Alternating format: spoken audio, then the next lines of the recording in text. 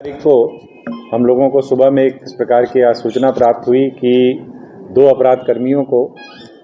किसी एक व्यवसायी की हत्या करने का एक तरीके से सुपारी दी गई है।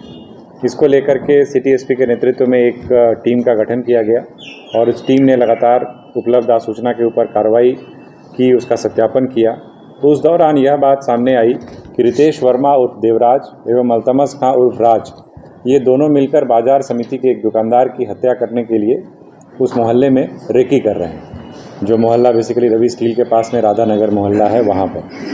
तो सूचना के आलोक में जब छापामारी दल गई, जो स्पेशल एक टीम बनाई गई थी,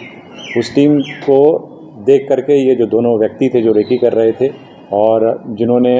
हत्या करने का एक तरीके से सुपारी लिया था, उन दोनों ने वहाँ से भागने की कोशिश की और उन दोनों को जब गिरफ्तार किया गया तो रितेश वर्मा उर्फ देवराज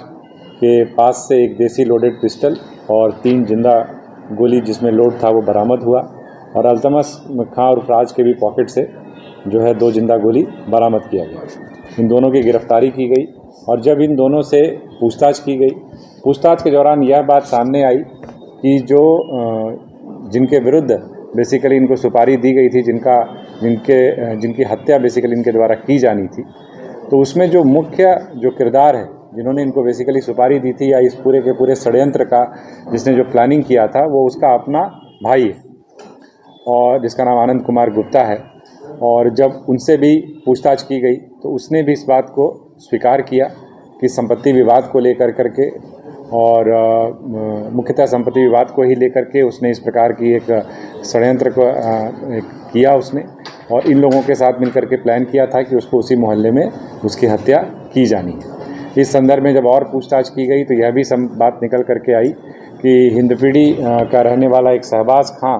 उसके पास भी इन्होंने गोली और कुछ मैगजीन्स वगैरह रखे हुए हैं। फिर उसके यहाँ भी जब छापामारी की गई तो उसके यहाँ से भी कुछ जिंदा गोली और जो है मैगजीन, जो हथियार बरामद हुआ है उसका मैगजीन भी वहाँ से हम लोगों को प्राप्त हुआ।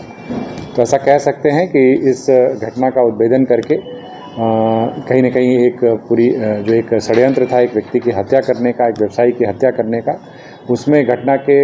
घटित होने से पूर्व ही रांची पुलिस के द्वारा त्वरित कार्रवाई की गई, प्रोएक्टिव कार्रवाई की गई, जिससे कि एक व्यक्ति की जान भी बचाई जा सकी और एक पूरे आपराधिक षड्यंत्र का पर्दाफाश भी किया जा सका।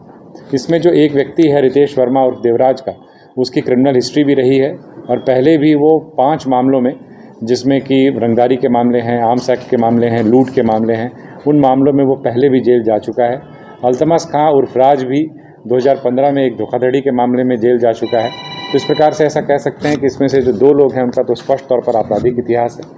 बाकी लोगों का आपराधिक इतिहास निकाला जा रहा है। कितने में सुपारी तय हुई थी? देखिए, सुपारी की जो बात की गई थी वो 3 लाख रुपए की बात की गई थी, जिसमें कुछ पैसे का भुगतान हुआ था और बाकी पैसे का भुगतान अभी किया जाना था। साथ ही साथ एक 4 व्हीलर गाड़ी देने की भी बात इसमें की गई। पुलिस की ये बड़ी कामयाबी माने एक तरह से। देखिए, कई बार घटना घटित होती है, उसके बाद पुलिस के द्वारा कार्रवाई की जाती है, लेकिन जो भी आसूचना तंत्र है या जो स्पेशल टीम लगाई गई थी उनके द्वारा जिस प्रकार से काम किया गया, तो घटना घटित होने से पूर्व ही, और इस प्रकार से पुलिस का अगर देखें तो बहुत सारी ऐसे पुलिस के द्वारा क्रियाकलाप किए जाते हैं या ऑपरेशंस किए जाते हैं जिसमें कि घटना को घटित होने से पहले ही कार्रवाई करके जान माल की हिफाजत की जाती है। तो आप ऐसा कह सकते हैं कि यही उसी दिशा में यह एक प्रयास है और लगातार रांची पुलिस का यह प्रयास रहेगा, एक एंडेवर रहेगा कि घटनाओं को घटित होने से पहले ही कार्रवाई की जाए और घटनाओं को यथासंभव रोकने का प्रयास किया जाए।